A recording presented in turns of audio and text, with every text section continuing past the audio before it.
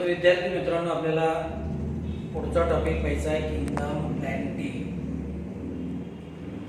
मागच्या तासाला आपण ह्यूमन न्यूट्रिशन कंप्लीट केला आणि एनसीईआरटी मधून आपण डायजेशन अँड ॲब्सॉर्प्शन तोही कंप्लीट केला।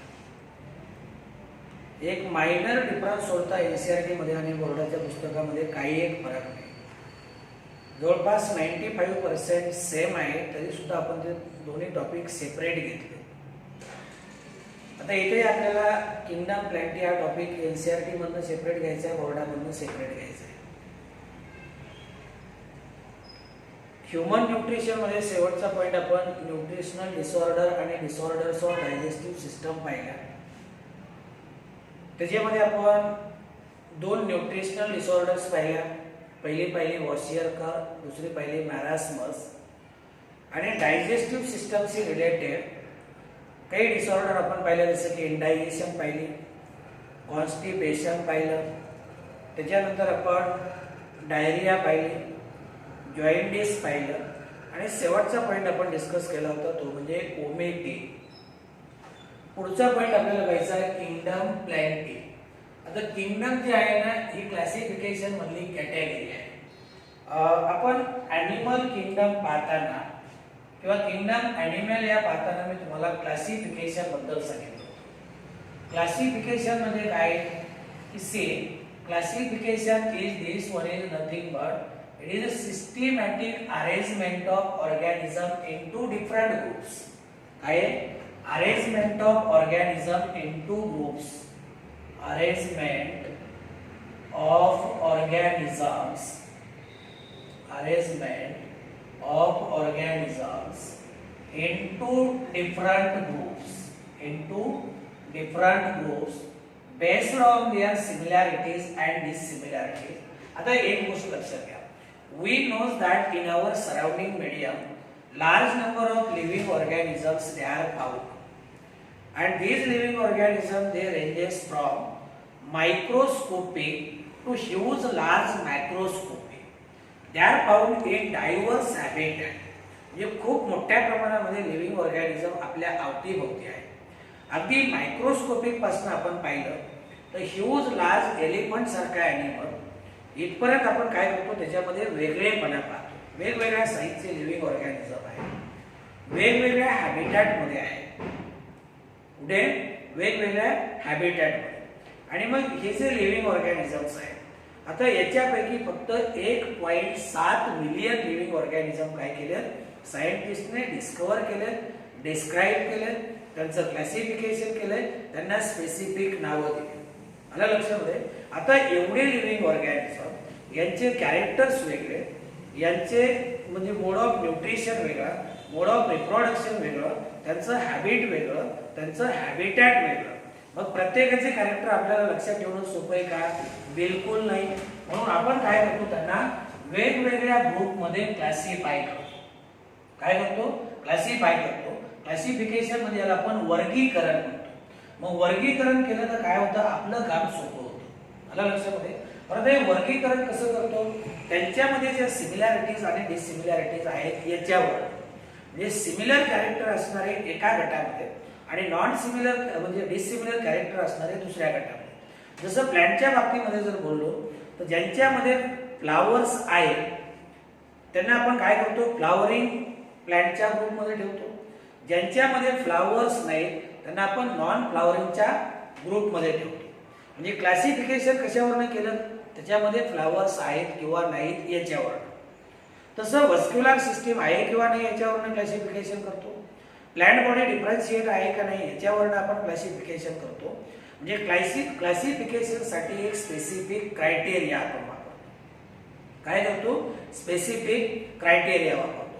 म्हणजे classification it is found in day to day our life. जर आपण समजा एक्झाम्पल घेतलं, समजा वर्गामध्ये एकूण 100 मुलं आहेत, याच्यापैकी 50 मुली आहेत, 50 मुलं आहेत। मी तुम्हाला बसवताना तुमचं काय करणार, क्लासिफिकेशन करणार। मुली एका बाजूला बसवणार, मुलं दुसऱ्या बाजूला बसवणार, बरोबर आहे? हे क्लासिफिकेशन झालं। तुम्ही एखाद्या किराणा दुकानामध्ये गेला, किराणा दुकानामध्ये सुद्धा काय प्रत्येक गोष्टीचं असं सिस्टेमॅटिक क्लासिफिकेशन आहे का नाही? म्हणजे समजा आपण डाळीचं एक्झाम्पल घेतलं, तूर डाळ सेपरेट असेल, मूग डाळ सेपरेट असेल, मसूर सेपरेट असेल, उडीद डाळ सेपरेट असेल, का सगळ्या डाळी एकत्र करून ठेवल्या? नाही, सिस्टेमॅटिक क्लासिफिकेशन ठेवले. आलं लक्षामध्ये? सिस्टेमॅटिक क्लासिफिकेशन करून ठेवले. म्हणजे classification it is also found in day to day our life and that make our work simple और easy. Make our work simple और इझी.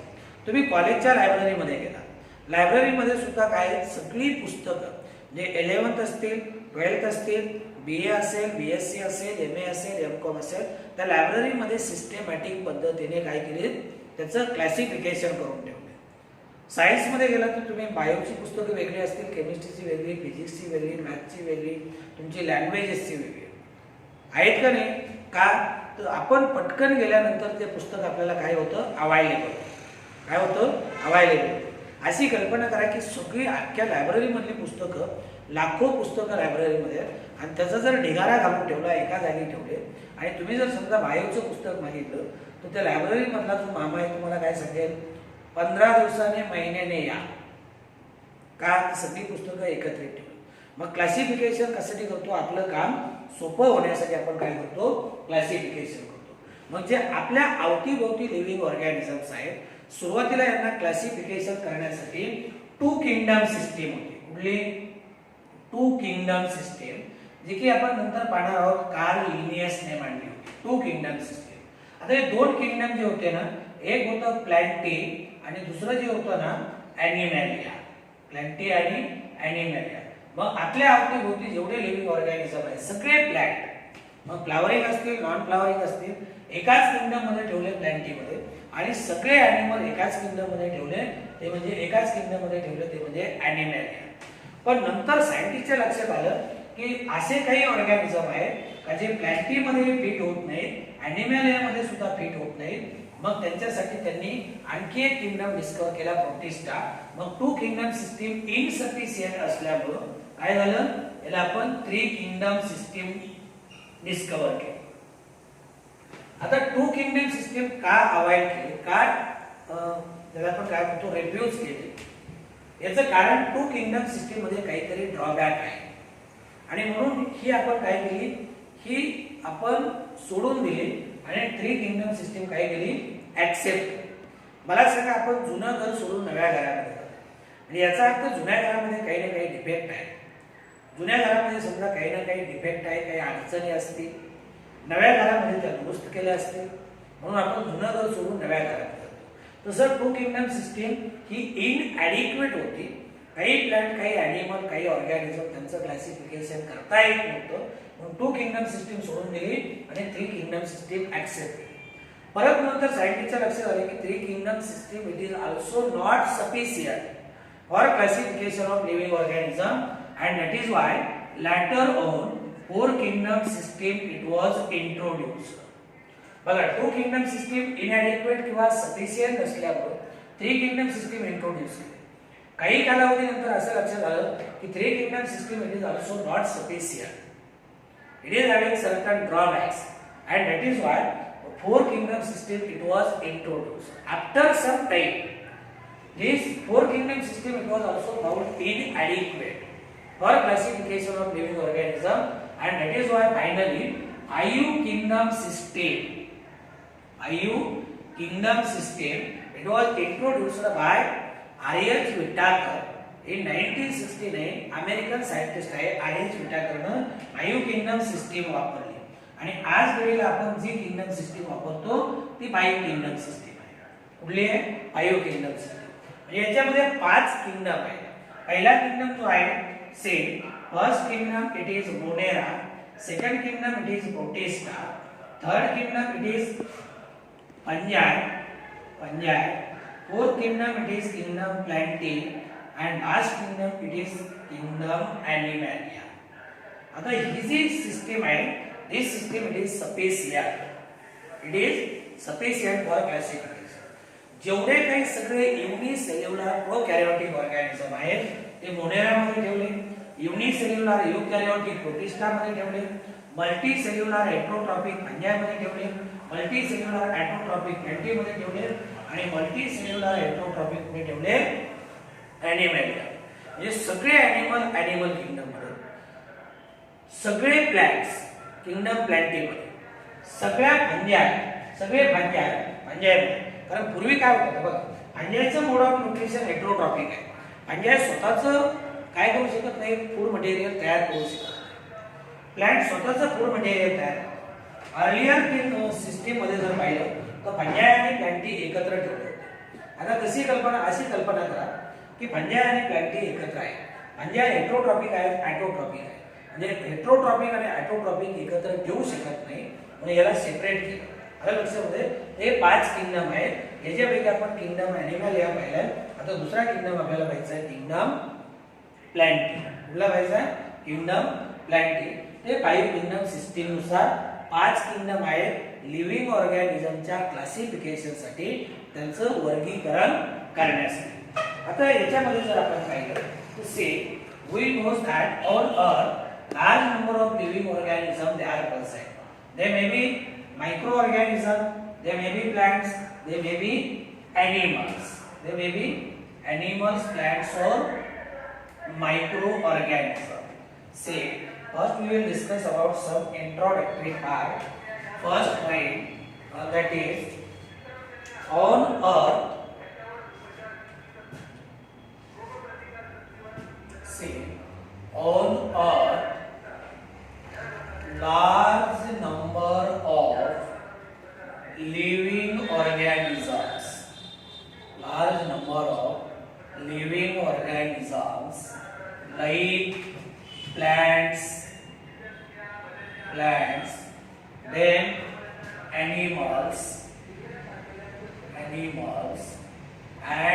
microorganisms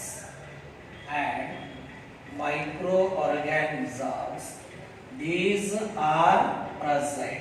म्हणजे अर्थ सरफेस वरती जर आपण पाहिलं बायोस्फियर जिथे लिव्हिंग ऑर्गॅनिझम सापडत आहेत, तर अर्थ सरफेस वरती खूप मोठ्या प्रमाणामध्ये प्लॅंट्स आहेत, तिथं ॲनिमल्स आहेत अँड मायक्रो ऑर्गॅनिझम्स आहेत. आता हा जर टॉपिक आपण पाहिला, या टॉपिक मध्ये आपल्याला फक्त प्लॅंट्स बद्दल बोलायचं.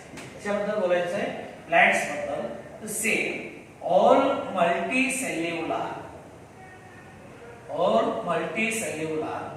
then eukaryotic. तुम्हाला माहिती आहे ना, ज्यांच्यामध्ये युकॅरियोटिक सेल आहे त्यांना आपण युकॅरियोटिक ऑर्गॅनिझम म्हणतो. आणि युकॅरियोटिक सेलचं वैशिष्ट्य काय? त्याच्यामध्ये न्यूक्लियस आहे. मी तुम्हाला प्रोकॅरियोट आणि युकॅरियोट मध्ये डिफरन्स सांगितला होता. प्रोकॅरियोट मध्ये न्यूक्लियस अपसेट आहे, युकॅरियोटिक सेल मध्ये न्यूक्लियस आहे. तर all multicellular eukaryotic organisms with photosynthetic mode of nutrition are placed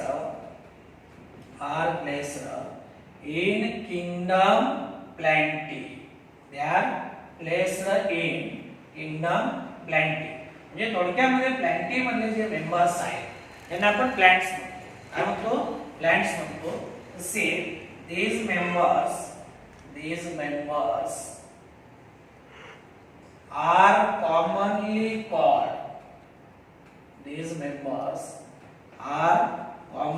called plants.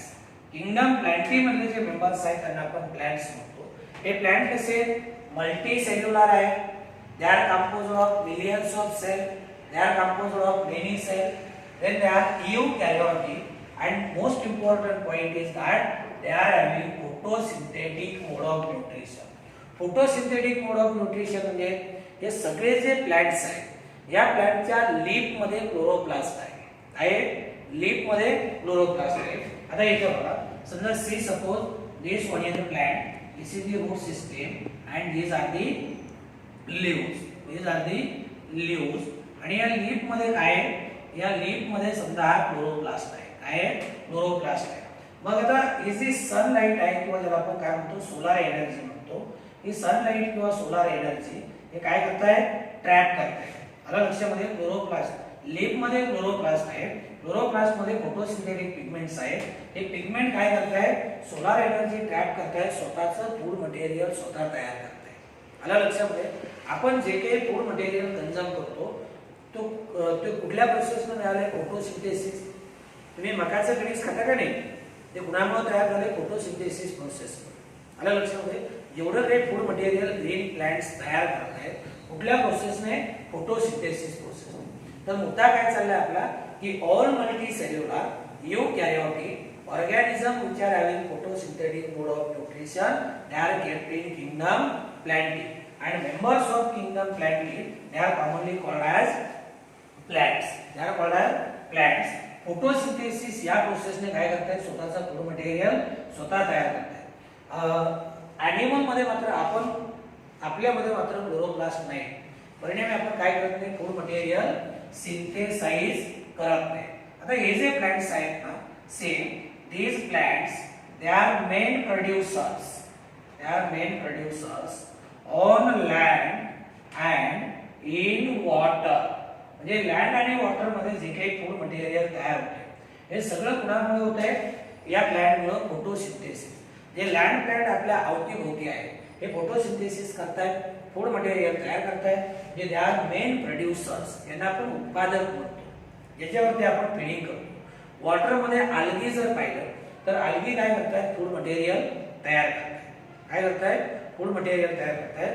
म्हणजे plants they are main producer on land and in water. And see these plants they synthesize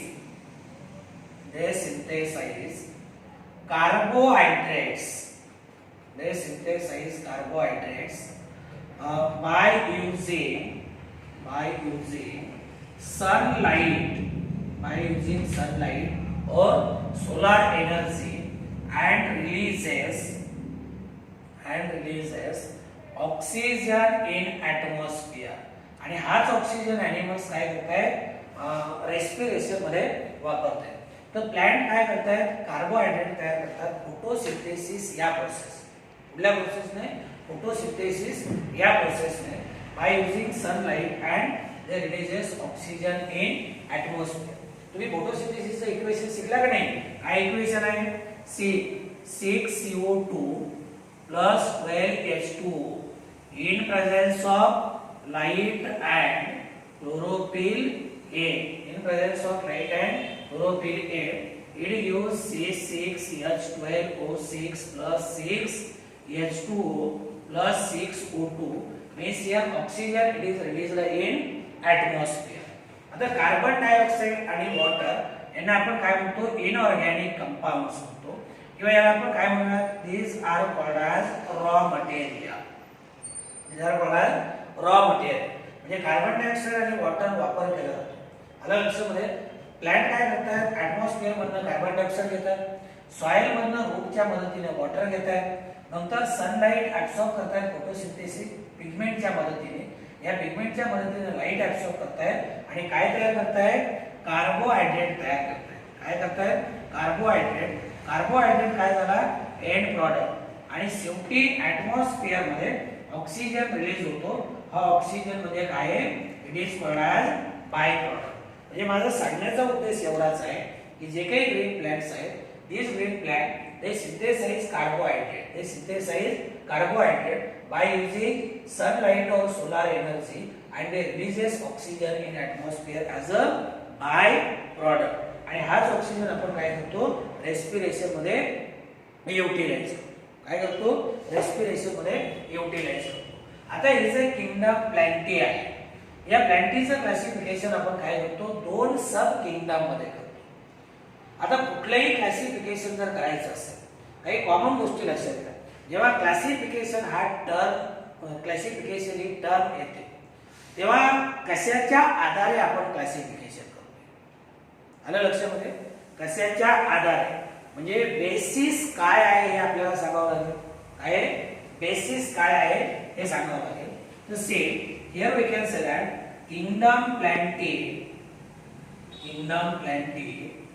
is classified into two sub kingdoms. Sub kingdoms म्हणजे kingdom पेक्षा lower category sub kingdom into two sub kingdoms that is Pendrogams, that is Pendrogams and Cryptogams, Pendrogams and Cryptogams on the basis of presence, on the basis of presence or absence of seed, then vascular tissues and differentiation of plant body, differentiation of plant body म्हणजे मी आता सांगितलं तुम्हाला की जेव्हा आपण classification करतो, वर्गीकरण करतो, तर त्याला काहीतरी आधार पाहिजे, त्याला काहीतरी बेस पाहिजे. म्हणजे नेमकं कुठल्या आधारे आपण वर्गीकरण करतोय. तर इथे त्यांनी काय सांगितलं, ही जी किंगडम प्लॅन्टी आहे ती दोन सब किंगडम मध्ये आपण डिवाइड करतो, एक पेंड्रोगॅम्स आणि क्रिप्टोगॅम्स. सध्या एवढं लक्षात ठेवा, पेंड्रोगॅम्स आणि क्रिप्टोगॅम्स. आता बेसिस काय, आधार काय, कुठल्या बेसिस वरती आपण क्लासिफिकेशन करतोय, तर त्यांच्यामध्ये सीड आहेत किंवा नाही, वस्क्युलर टिश्यू आहेत किंवा नाही. वस्क्युलर टिश्यू म्हणजे कुठलं, झायलम आणि फ्लोएम. तुम्हाला माहिती झायलम काय करते, वॉटर आणि मिनरल कंडक्ट करते. फ्लोएम काय करते, प्लांट मध्ये फूड मटेरियल ट्रान्सपोर्ट करते. तर वस्क्युलर टिश्यू आहेत किंवा नाही आणि जी प्लांट बॉडी आहे ती डिफरन्शिएट आहे किंवा नाही.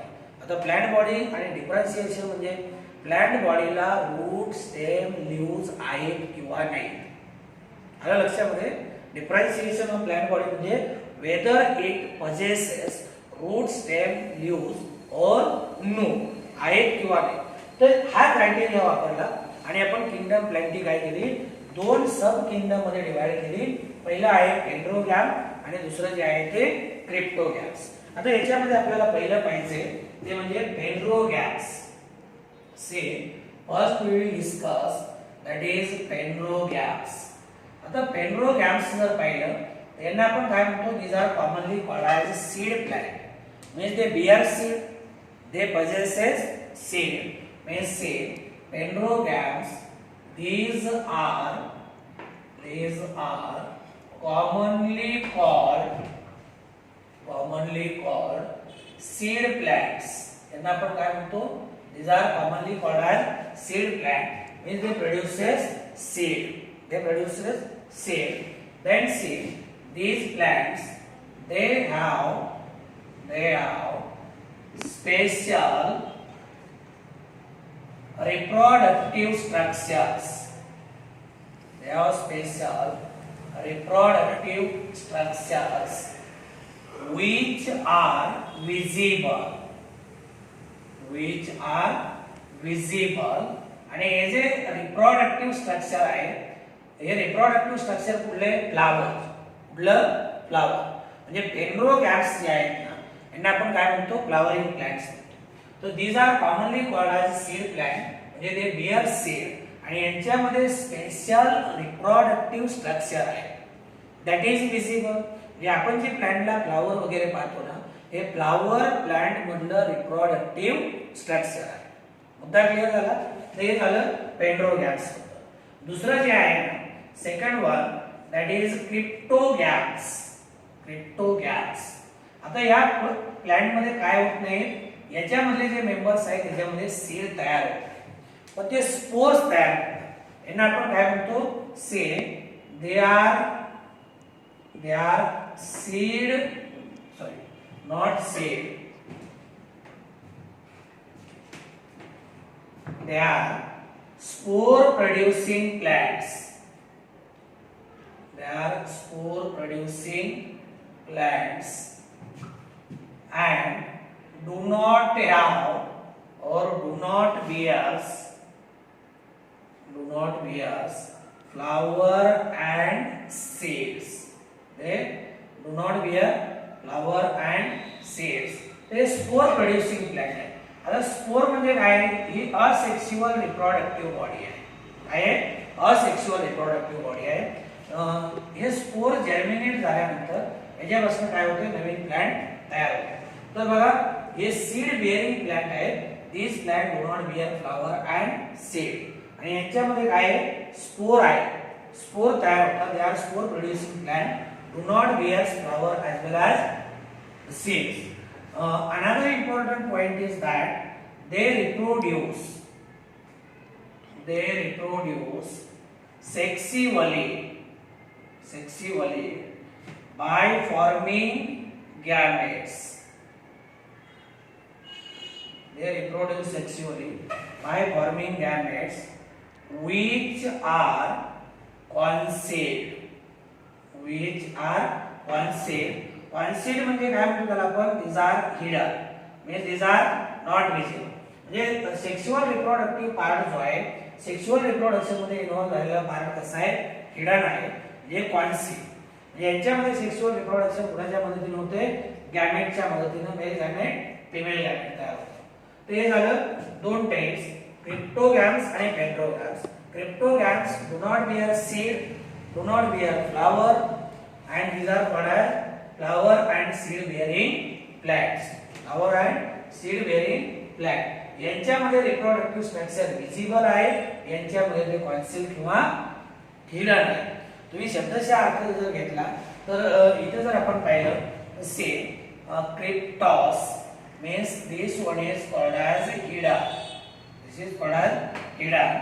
And say gambus means that is called as marriage. शब्दाचा अर्थ काय झाला, आलं लक्षामध्ये.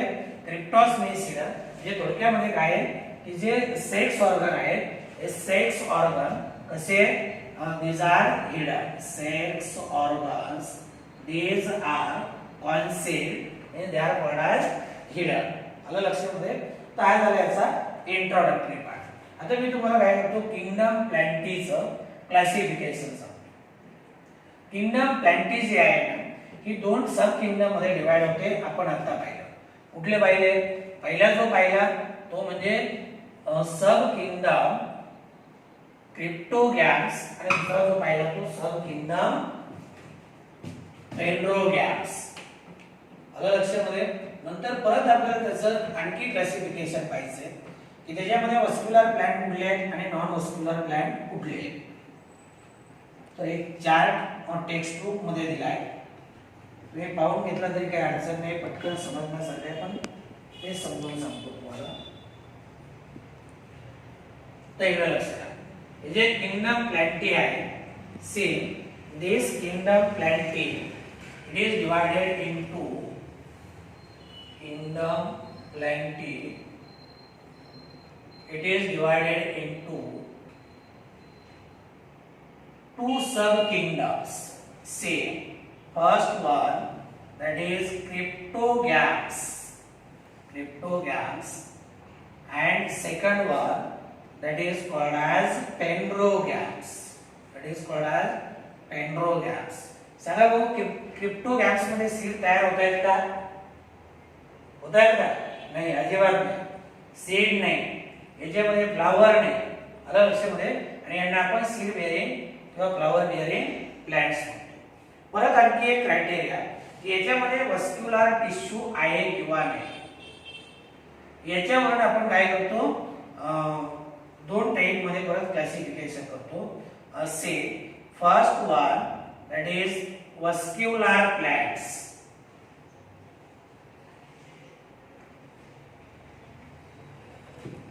म्हणजे आपण पहिल्यांदा काय करूया, नॉन वस्क्युलर प्लांट.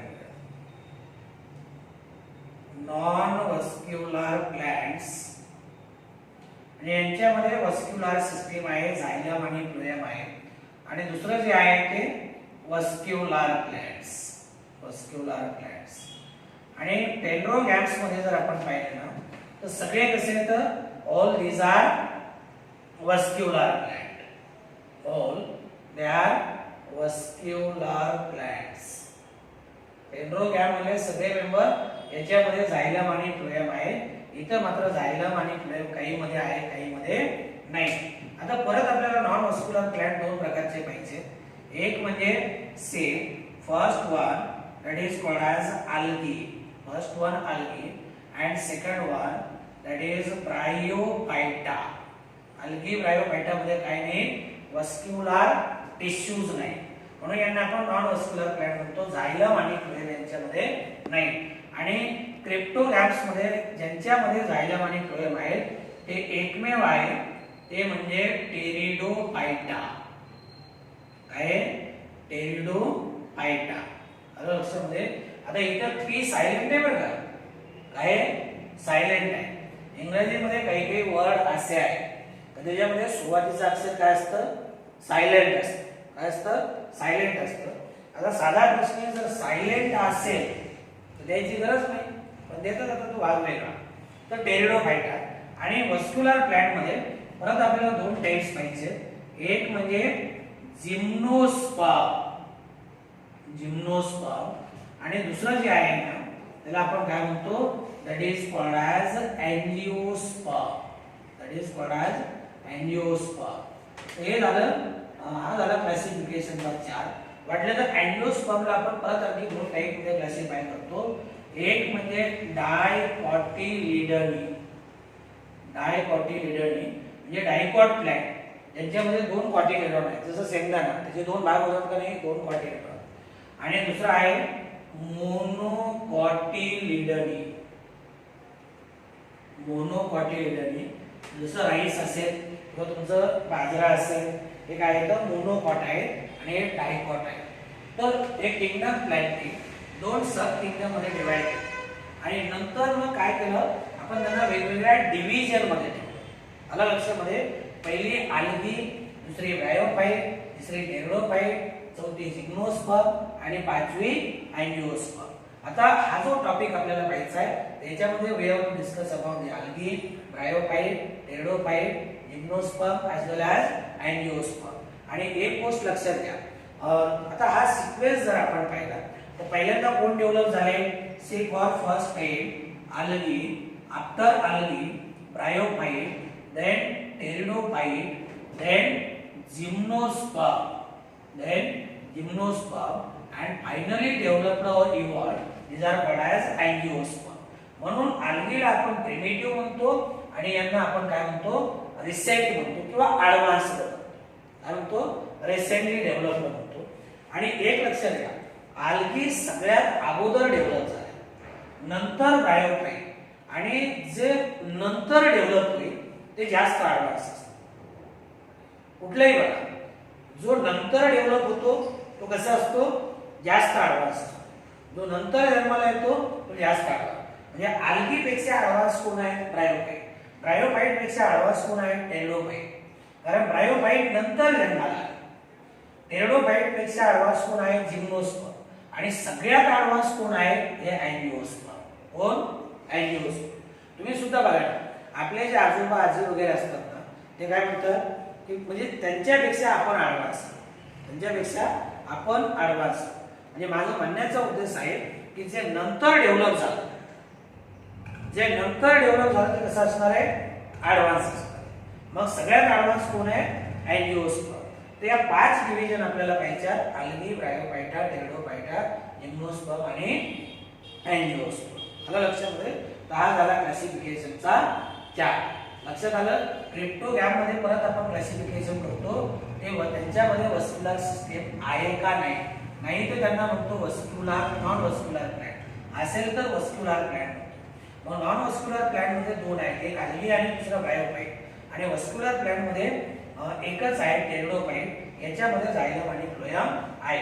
आणि पेट्रोगॅम्स मध्ये जर पाहिलं तर पेट्रोगॅम्स सगळे वस्क्युलर प्लांट आहेत. सगळ्यामध्ये काय आहे, झायलम आणि फ्लोएम आहे, म्हणजे कंडक्टिंग सिस्टीम आहे. आता परत याचे 2 टाइप्स आहेत, जिम्नोस्पर्म आणि अँजिओस्पर्म. जिम्नोस्पर्म आणि angiosperm.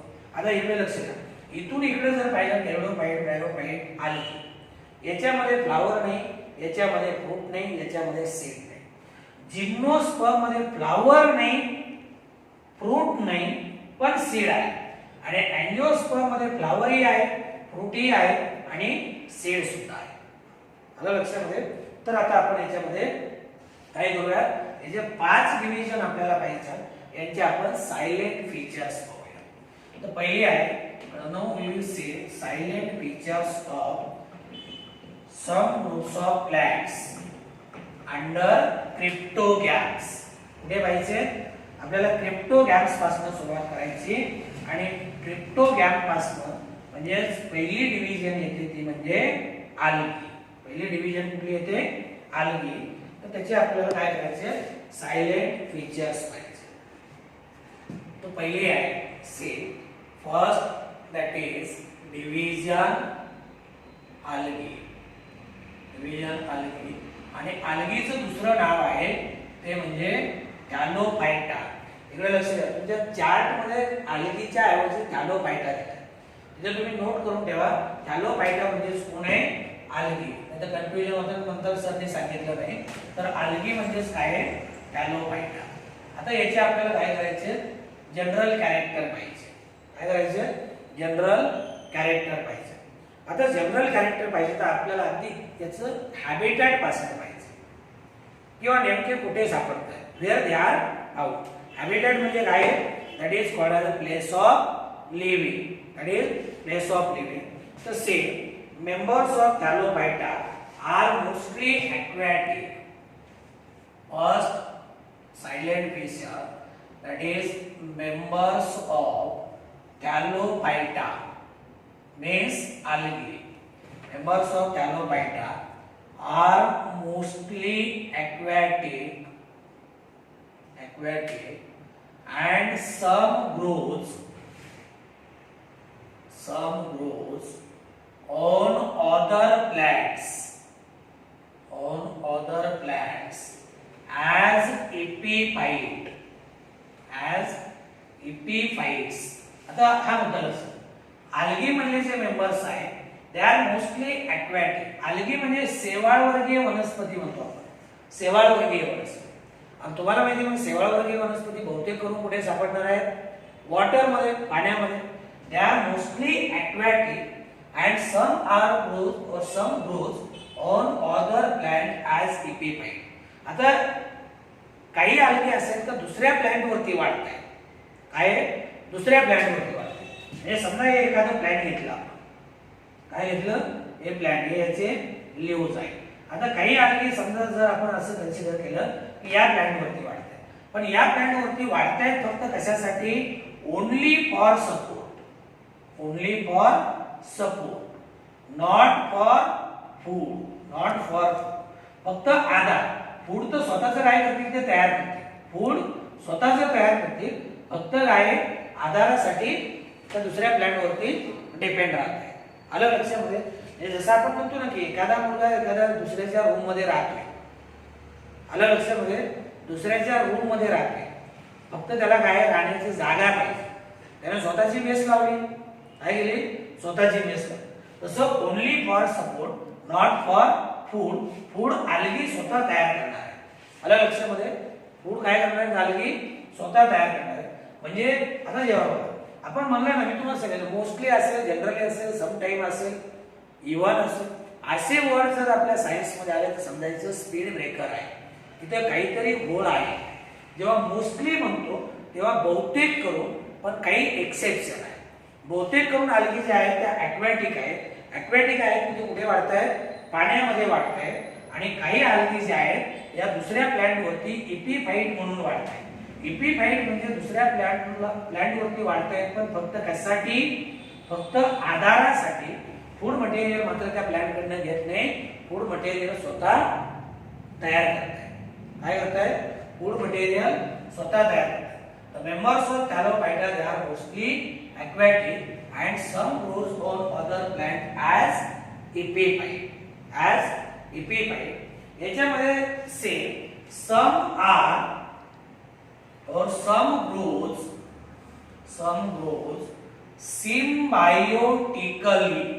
symbiotically and epizoic that is grows on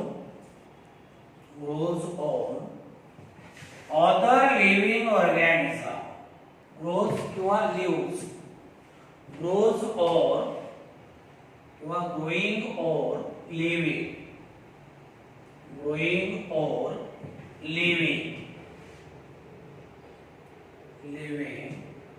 non parasitically on other living organisms. आता एक लक्षात घ्या, some grows symbiotically. आता दोन ऑर्गॅनिझम मध्ये सिम्बायोटिक रिलेशनशिप आहे, म्हणजे याचा अर्थ दोघांचाही एकमेकांपासून फायदा होतो. आता इथे बघा, समजा ए नावाचा ऑर्गॅनिझम आहे आणि बी नावाचा ऑर्गॅनिझम आहे. हे दोघं एकत्र राहत आहेत, म्हणजे हा याचा फायदा घेतो आणि हा याचा फायदा घेतो. म्हणजे जेव्हा दोघांचाही फायदा होतो, एकत्र राहून दोघांचाही फायदा होतो, तेव्हा त्याला आपण काय म्हणतो, सिम्बायोटिक असोसिएशन. आलं लक्षामध्ये? जे दोन पार्टनर एकत्र राहत आहेत, या दोघांचाही फायदा होतो, दोघांचं अस्तित्व एकमेकाशिवाय नाही, तेव्हा त्याला आपण म्हणतो सिम्बायोटिक रिलेशनशिप. आता तुम्ही मला मग आल्गीचं कुठला असं एक्झाम्पल आहे का ते सिम्बायोटिक रिलेशनशिप मध्ये राहत आहे? For example lichen. कुठलं? लायकेन मध्ये कोण एकत्र राहत आहेत? आल्गी आणि फंजाई. म्हणजे इथं आल्गी आणि फंजाई एकमेकांचा फायदा घेतात, याला म्हणायचं सिम्बायोटिक रिलेशनशिप. म्हणजे सम algae they are living symbiotically and some are epizootic. Epi means above, zooic, epizooic. आता growing or living non parasitically on the living organism. आता on the living organism म्हणजे exterior to living organism. म्हणजे जे living organism, काही algae असे आहेत का त्या दुसऱ्या लिव्हिंग ऑर्गॅनिझमच्या बाह्य बाजूला म्हणजे शरीरावरती काय होतात, वाढतात. Exterior to the living organism. आणि तेही कसं, नॉन पॅरासाइटिक, म्हणजे त्याच्याकडनं फूड मटेरियल घेत नाही, फक्त त्याच्या शरीरावरती वाढतायत. काय होत आहे, काही अलगी दुसऱ्या लिव्हिंग ऑर्गॅनिझमच्या शरीरावरती वाढतायत, पण कसे आहेत, non parasitically. Non parasitically means do not obtain food material from this living organism. Do not obtain food material from this living organism. Then see next general character, that is aquatic algae. Aquatic algae are either marine or fresh water. म्हणजे जे aquatic algae आहे, जे पाण्यामध्ये वाढणारे सेवावर्गीय वनस्पती आहेत, ते एकतर समुद्राच्या खारट पाण्यामध्ये वाढत आहेत किंवा गोड्या पाण्यामध्ये वाढत आहेत. म्हणजे they are either found from marine water or they are found from fresh water. आलं लक्षामध्ये? काही मरीन वॉटर मध्ये सापडतात, काही फ्रेश वॉटर मध्ये राहतात. लेट सी सम आर और most of them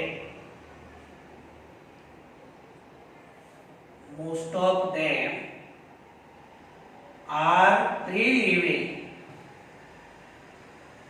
and some are symbiotic.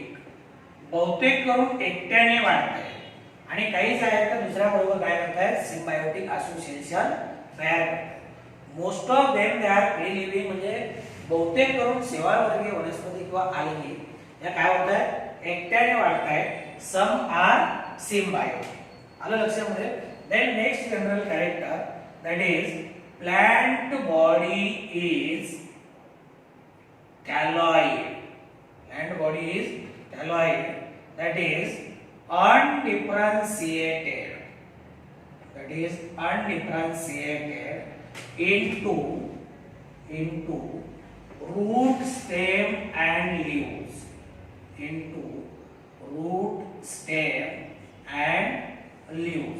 आता प्लांट बॉडी इज थॅलॉइड. म्हणजे थॅलस लाइक, आणि थॅलस लाइक म्हणजे त्याला आपण नीर अवयवी शरीर म्हणतो. काय म्हणतो? नीर अवयव. प्लांटचे अवयव कुठले? प्लांटचे पार्ट्स कुठले? प्लांटचे पार्ट आहेत, रूट आहे, स्टेम आहे, लीफ आहे. मग रूट नाही, स्टेम नाही, लीफ नाही, अशी जी प्लांट बॉडी आहे त्याला आपण काय म्हणतो? थॅलस म्हणतो. म्हणजे algae मध्ये, सेवाळवर्गीय वनस्पतीमध्ये काय नाही, रूट नाही, स्टेम नाही, लीफ नाही. म्हणजे प्लांट बॉडी कशी आहे? Plant body it is Thalloid. And what it is? Thalloid. Then say these algae they may be small unicellular and microscopic like chlorella and chlamydomonas.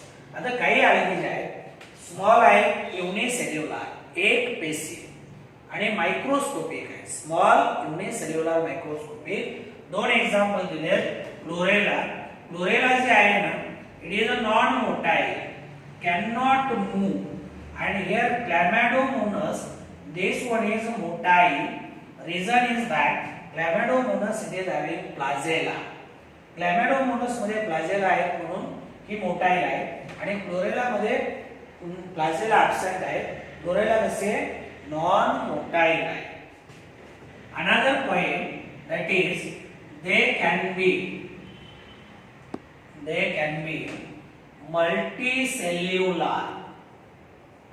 multicellular branched and filamentous याचा example त्यांनी दिले spirogyra और multicellular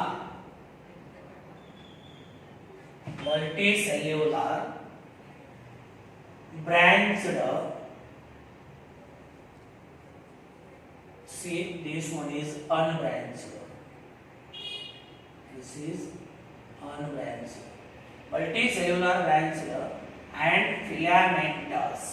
and filamentous this one is called as chiara याचे example काय आहे chiara म्हणजे काही algae small unicellular microscopic आहे हे वरती दोन एक्झाम्पल पाहिलं chlorella non motile chlamydomonas motile दुसरं काय पाहिलं they can be multicellular unbranched and filamentous स्पायरोगायराचा तुम्हाला डायग्राम माहिती आहे स्पायरोगायरा तुम्ही पाहिलेलं आहे ते एक्झाम्पल आणि मल्टीसेल्युलर ब्रँच्ड फिलामेंटस त्याला आपण काय म्हणतो that is called as a chara याच्यामध्ये असंख्य ब्रँचेस असतात काय असतात ब्रँचेस आता याच्यामध्ये जर आपण सेल वॉल पाहिलं काय पाहिलं सेल वॉल पाहिलं तर same as far as cell wall is concerned here we can say that cell wall contains or it is composed of cellulose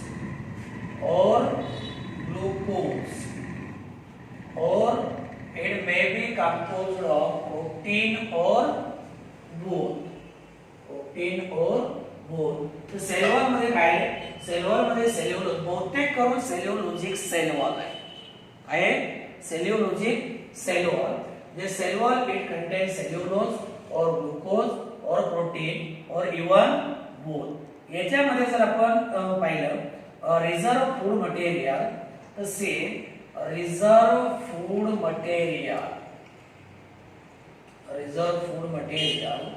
is stored in the form of starch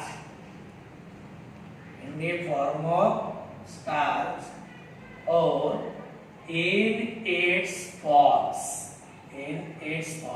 म्हणजे बहुतेक करून जे reserve food material आहे जसं आपल्यामध्ये reserve food material ग्लायकोजेनच्या फॉर्ममध्ये साठवून ठेवलं जातं म्हणजे जेव्हा गरज पडेल तेव्हा त्याचा आपण वापर करतो तसं प्लांट मध्ये बहुतेक करून जर आपण पाहिलं तर रिझर्व फूड मटेरियल कशामध्ये स्टार्चच्या फॉर्म म्हणजे reserve food material is stored in the form of starch किंवा त्याचे वेगवेगळे फॉर्म्स असतील त्याच्यामध्ये ते काय केलं जातं साठवून ठेवलं जातं नंतर same reproduction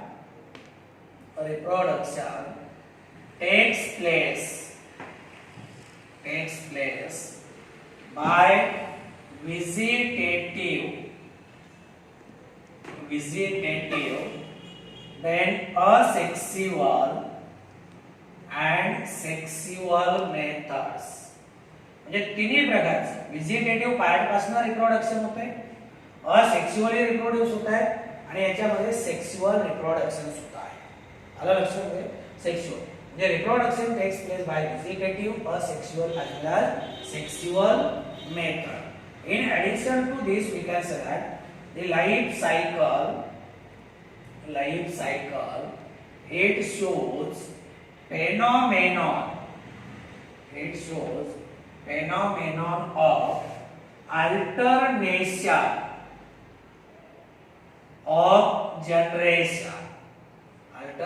of generation, that is shows presence of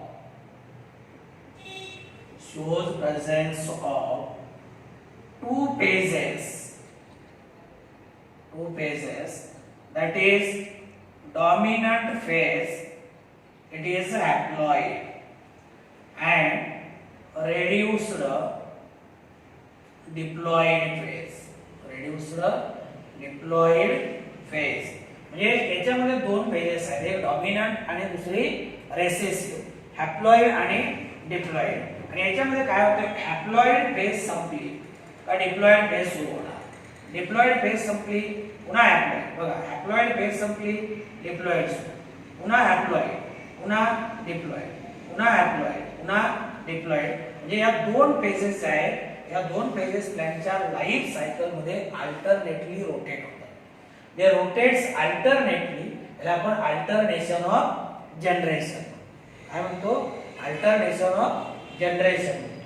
तर life cycle it shows phenomenon of alternation of generation and shows presence of two phases, dominant and recessive. Reduced diploid phase. So dominant, recessive, haploid, diploid phases. Haploid simply, diploid soda. Diploid simply पुन्हा haploid. Haploid simply पुन्हा diploid. या दोन phases alternately rotate होतात. त्याला आपण काय म्हणतो? That is called as alternation of generation. आणि algae जर आपण क्लासिफिकेशन पाहिलं तर algae are classified on the basis of its pigments. See, algae are classified as per its pigments. Like chlorophyll, then xanthophyll